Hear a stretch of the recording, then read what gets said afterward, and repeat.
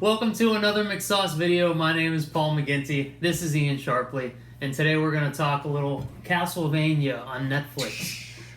I am not as if you're a McSoss fan, you know I'm not a video game guy. I like them a little bit. I played all those old Nintendo games, but Castlevania was one that I never really played. None of my friends had it. I didn't have it, like, in the Nintendo game sharing department of, like, me and all my friends. Yeah. No one seemed to have Castlevania. Did you guys swap? Is that what you guys did? You, like, had games and shared? Because we just did, like, you would go to somebody's house, and if they had it, you would play the shit out of it at that person's house. Yeah, right. Like, it wasn't like lending and sharing. It was, would go to someone's house and would play it there. But nobody had it. One guy had it. I forget what his name was. I played it some sleepover. So, like, I get it. I know what it's about. But I'm not into it. I know there was Castlevania 2. And didn't they also make one for, like, the newer platforms? They made 3 for the original Nintendo, and Castlevania 2, Simon's Quest, much like all the other NES games, sort of changed around. Familiar. Like, it changed around the dynamic of what you were doing. It was more of a role-playing kind of game where you had to, like, where the first Even one nerdier was a side-scroller and you just, like, whipped shit. This one, you had to go places, find items. I didn't get very far in that one, but all the other, Super Mario 2 changed up some of the dynamics, the characters that you had, the way that you interacted with the villains. Same with Zelda. The denizens of the world. Right. Now, they made 3 of them, and the third game is actually the game that the cartoon series on Netflix that we're going to talk about is based on. Because you could switch between characters and you could become the vampire character, the Dracula's son character. Oh. And it does star Trevor Belmont. Captain Androgynous. He's so sexy, and it disturbs me. Does it awaken some latent something inside you that you didn't know was there? Why are vampires always, no matter what sex they are, sexy? I don't know. They're like, is that a sign of the times? Like, I don't remember vampires always being, sexually questioning. I don't know about, but they were always sexual, right? Oh yeah, like Bela Lugosi, like his slam some puss back in the day. Number 1 on his itinerary was get busy. 2, suck blood, but number 1 was get busy. So, like, but yeah, they've always been sexy. But then, like, even Eric on True Blood had, like, a bit of a free sexual spiritedness to him. But is Alucard the character's name in the Netflix show? Yes, and it's the same on the game. So yeah, they kept that. And I feel like his feminine looks are cranked up to 11 because it's anime. Yeah, it is. It's on glam rock levels of femininity. Yeah, I don't know if he played bass in Poison. I don't know if I liked it because he reminded me of, Bobby Doll from Poison. Or because I just like dudes that look like girls.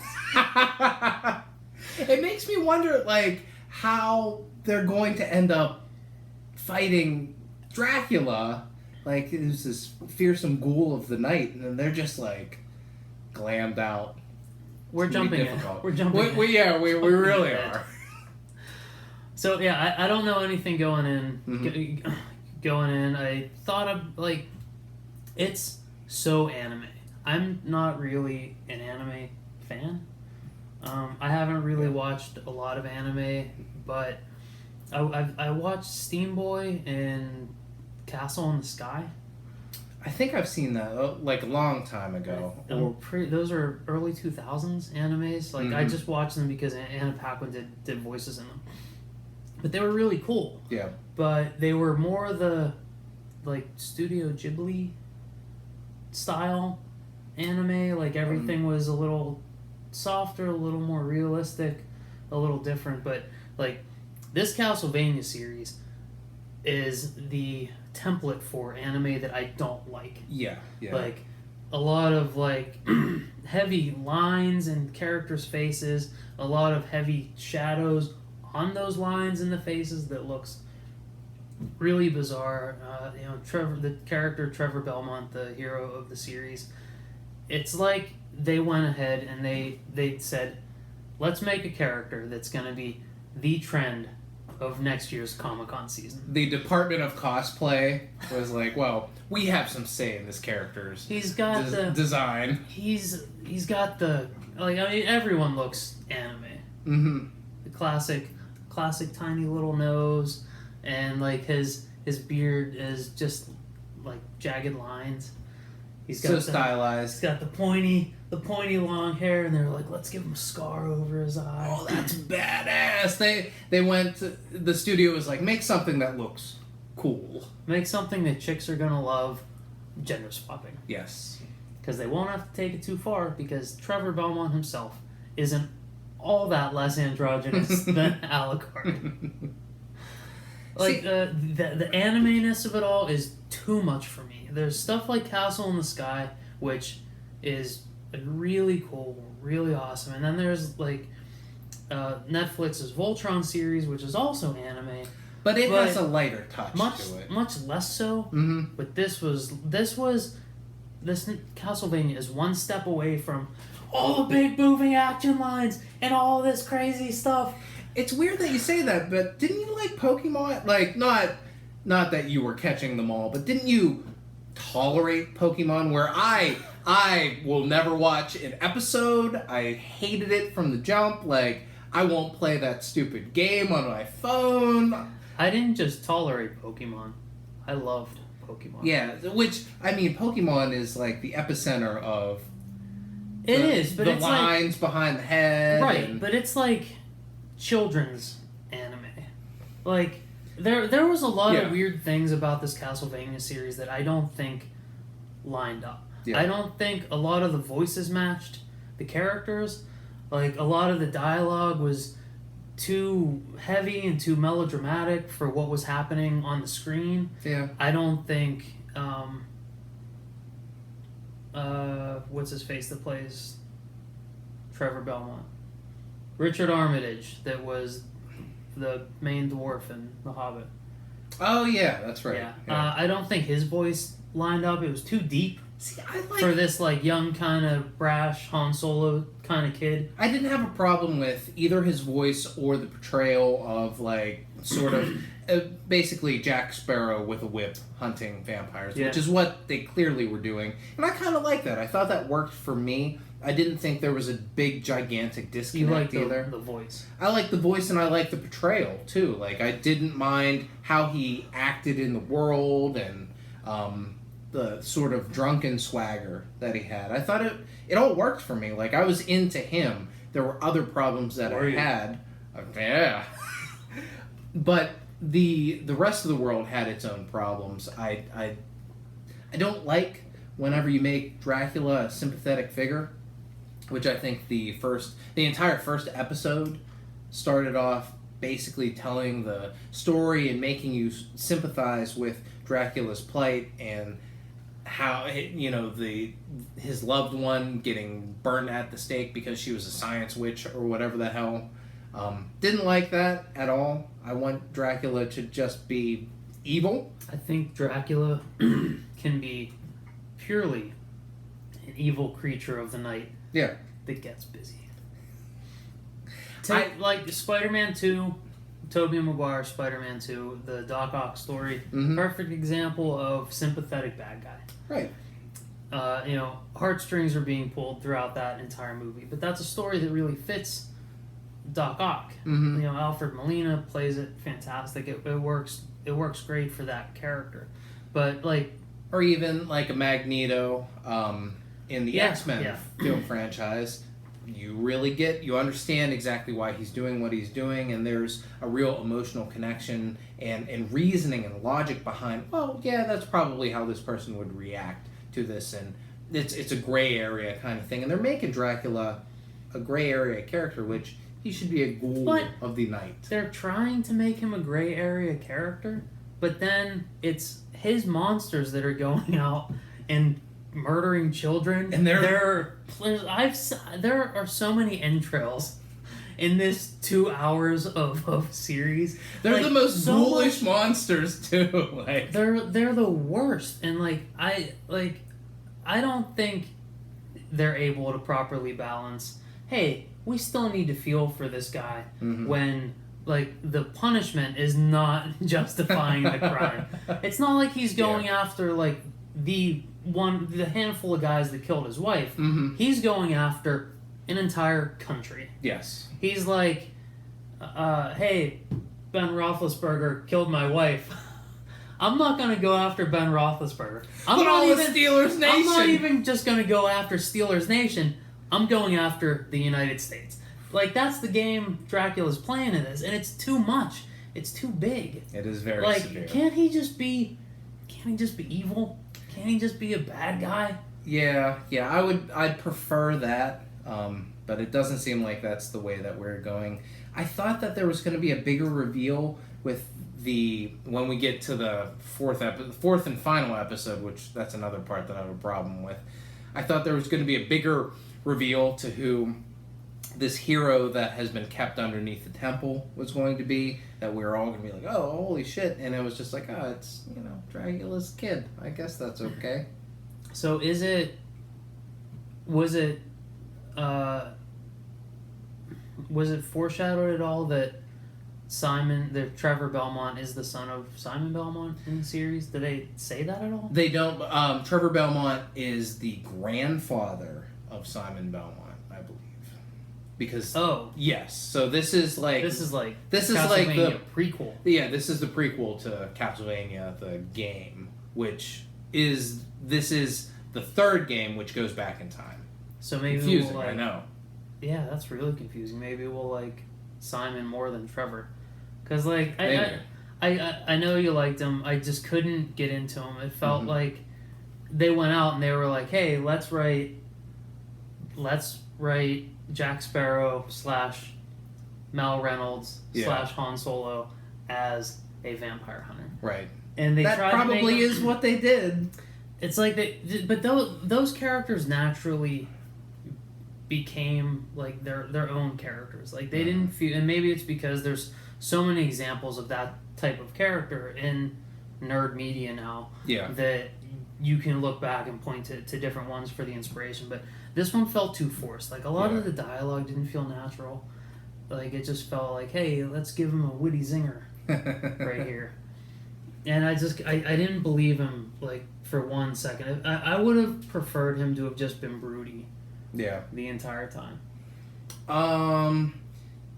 So the 4-episode arc, did that work for you? The brevity of this series? It didn't sound like you liked it, but the quickness that you could blaze right through it. Did that work for you? Not only 4 episodes, but 4 23-minute episodes. No, what a weird, the witching, the number of the whip, 23. This whole season clocks in at under 2 hours. I'm insulted that they're able to call it a season. Well, I didn't realize it was only 4 episodes until I got maybe halfway through the second, and I was thinking, man, they got a lot to clear up. Like we got a ways to go. They got a lot to do, and then you were like, oh, it's only 4 episodes. Yeah. And then I was like, holy shit, they've got more than a lot. But they don't. They essentially just get the band together. It's like, well, this is in a proper movie. This is the first 20 to 25 minutes where it's like, okay, well, here's the conflict, and now we got the crew together, so let's go on the mission. And it's like, well, that's the whole season? It's just gathering the team? Yeah, if this was Lord of the Rings, the hobbits would just be leaving the Shire. That's true. They wouldn't have even... Like, I don't even think they'd have met Aragorn yet. Like, Gandalf just gets them on the road. Yeah, absolutely not. Go for it. Yeah, I didn't like that. I think that's... I heard this weekend a lot of, well, Netflix just wanted to make sure that it worked. Bullshit. That's a stupid thing to say. Netflix has enough money that they can throw whatever. It's a known property that was going to get some eyes on it. What does it matter if it was 4 or 8 episodes? It doesn't matter at all. Like, they could put together something. Netflix could pay for that, and it would be fine. Do they have more episodes in the can? Was there any word on, like, four short episodes, it was a success. Now, in a couple months, here's 6 episodes, season 2. Well, the second season got greenlit the Friday that it came out. So I think that they had a feeling that it was going to do well enough, or they already had given it the green light and they just didn't announce it yet. So I think that that's kind of... It's a stupid argument to say that Netflix wanted to make sure that it worked. Like, when does Netflix give a shit about any of that? They just do their thing, own media, and put it out there. That's why Netflix is Netflix. Because they can essentially be like, we're Netflix, bitch. Yeah, like if ABC did Castlevania, sure. They wanted to make sure it works. But Netflix doesn't give a crap. If ABC did Castlevania, there wouldn't be nearly as much gore or nearly like as much foul language. Like, this was an adult series. Did you think it wasn't going to be? Because I always thought... I didn't think it was going to be. I thought it was aimed at, like, who knows Castlevania? People that are in their late 30s. So... Who knows Voltron? People in their late 30s. Right. But, it's not... Voltron isn't Pokemon, which is just for kids, but, like, Voltron is... anyone can watch that. And that's what I thought Castlevania was going to be. I thought it was going to be, like, open to all ages. Like, there was going to be some violence because you're killing monsters and vampires. But I didn't think it was going to be the level of gore that there was. And I'm fine with that. Like, I have no problem with it. I was just surprised about it. They're whipping eyeballs out of heads. Slashing people's fingers off by accident. Like, it's crazy. Just spilled, like, entrails, like, bodies slashed in half, and you can see the insides. Like, it was gory. A lot of foul language also, which I have no problem with. I just didn't expect it. So like that, coupled with the heavy melodramatic, like some of the monologues with the like set up with the artwork, that I didn't think that was lining up. It was real. The whole thing was really kind of jarring for me. Yeah, for me it worked, but I don't like that we got such a small sample. It's hard to say whether I really liked it or didn't, because I feel like I didn't get a finished product. I only got the beginning of it. So I can't tell you if it's a good story or not, because we just started the story. So does Dracula go bad? Is he only sympathetic in the very beginning? Like, by the time I honestly don't heroes know. Get to him, is he like the worst of the worst? I doubt that they'll ever do that. I think that they're going to probably stick with sympathetic figure. Is that an anime thing? Is that a current nerd culture thing where we can't just have like a bad guy? Everyone needs to like let their feelings out and be sympathetic. Emo Dracula. It's probably a current... I don't like emo Dracula. A current fan and writing thing, I feel like. I don't know. But I do know one thing, that in a lot of the interviews before this came out, the writer and director of the series was talking about how this is going to change the way that people looked at video game properties. And I don't know if it necessarily did. It seems to line up with the best of video game properties, which would be your Resident Evils, your Silent Hills. But I don't think that it really... Who said that? Did Warren Ellis say that? No, it was the director. It wasn't Warren Ellis, who is a famous comic book writer, but it was the director or the showrunner, somebody that has more of a senior position even than the writer, made this grandiose statement. We talked on the last episode of the podcast, 204? I believe so. About what movies we want to see made, and you brought up Link and Legend of Zelda. And we talked briefly about how video game properties never really work. Yeah. And they don't really work. Like, they're always mediocre at best. There's never been like your best video game movie or like other media is like one of the Resident Evil movies. Silent Hill probably was the most effective. I think that's one, and that has the power of Sean Bean, and it stuck pretty close to the story. I don't know what it is about video game films and why they're done so poorly, because it seems like there's a lot of thought that gets put into the stories in the actual video games, but then when you get to filming them, they deviate a lot, or I don't know what it is. It's really strange that there are only like 2 examples of something that was pseudo successful. Like the first Resident Evil was kind of good. I liked it, but even that didn't follow any of the story. It was just, hey, crazy zombies. Yeah, I don't know what. I don't think this did it. Yeah. I don't. No, I don't think. This is now the gold standard of, video games to. Yeah, I different agree. media. It was fine. I'll probably check out season 2 because it's probably going to be under 2 hours of commitment again. And a quick. You could probably finish your breakfast before season 2 is over. Yeah, but something like Voltron, also, animated by Netflix. Like I am chomping at the bit for this to come out later this year. Yeah, and, I'm excited I'll for sit it. down and I'll burn through it in a couple days. Mm-hmm. I can't wait. This, I'm like, yeah. If season 4 of The Ranch isn't out by then, maybe I'll check out Castlevania. But it didn't light my world on fire. Yeah, it was okay. I will watch the next thing that they slap together, season 2, whenever it comes out, but it didn't change my outlook on video game properties brought to the small or big screen. I think we're all still waiting for the first real good definitive video game. The golden age of video game films and TV shows. We're waiting. I think we're going to be waiting a little bit longer. That's going to wrap it us. That's going to wrap it up. Us and it up. Wrap it all up. My name is Paul. Ian. And check us out at McSoss.com. You can look us up on Twitter, Instagram, YouTube under McSoss, McSoss. See you next time.